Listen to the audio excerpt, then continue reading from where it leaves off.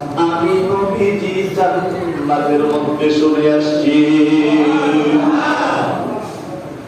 তাহলে আল্লাহর কাছে দাম হইল আল্লাহর হুকুমের ঘুরে কোন কি ঘুরে পাইলা কিসের কোনের দাম নাই, কোন পদবীর দাম নাই, টাকার দাম নাই, সুন্দর চেহারার দাম নাই, শক্তির দাম নাই, কারণ বহু শক্তি হলো আল্লাহর কাছে জিরো। কথা বলছি আল্লাহ তাআলা শয়তানকে লাআনাতের জিনজির লাগায় বাহির করে দিলেন। ও ভাই লম্বা হয়ে যাচ্ছে আলোচনাটা। আল্লাহ তাআলা বান্দাদেরকে আল্লাহর পরিচয় পাওয়ার জন্য আল্লাহ বললেন আমি চাইলে বেহুদা তোদেরকে ছেড়ে দিতে পারতাম, কিন্তু আমি আল্লাহ তোমাদেরকে একা একা ছেড়ে দেই নাই। আমি আল্লাহ বড় মায়া কইরা মহব্বত কইরা বানাইছি তোরা যেন আমি আল্লাহর পরিচয় পাও।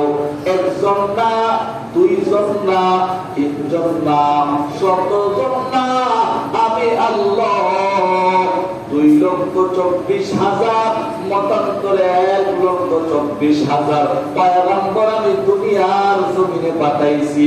কেন জানো? আল্লাহ বলা মানুষ করে যেন আল্লাহর পথ ওই যে রূহের জগতে আল্লাহর পরিচয় পাইছিল। আলাস্তু বিরাব্বিকুম, আল্লাহ প্রশ্ন করছে, আমরা সবাই বলেছিলাম ক্বালু বালা ওয়া রাব্বুনা। এই পরিচয়টা যেন দুনিয়ায় এসে পায়, এই জন্য আল্লাহ নবী এবং রাসূল পাঠাইছেন। বলেন সুবহানাল্লাহ। নবী এবং রাসূল পাঠাইছেন। আস্তে আস্তে আস্তে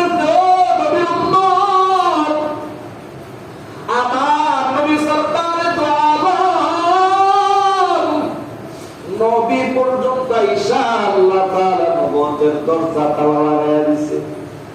অর্থাৎ আল্লাহ দুনিয়ার জমিনের মধ্যে নবী পাঠাবেন না। অনেকেই প্রশ্ন করেন বা প্রশ্ন একটা মনের মধ্যে জাগে, হুজুর ঈসা আলাইহিস সালাম না আসবে? আর ঈসা আলাইহিস সালাম আসবে, কিন্তু ঈসা নবীজি নবী হয়ে আসবেন না, আসবেন হলো আবার নবীর উম্মতে। সুবহানাল্লাহ। এই নবীর উম্মত হয়ে আমরা খুশি না বেজার? জোরে কম না? কেমনে খুশি? খুশিটা কেমনে? এক রাজা তার প্রজাদের কাছে, ও আমার ঘরে তো আল্লাহ তাআলা একটা ছেলে সন্তান দিয়েছে, তোমরা খুশি?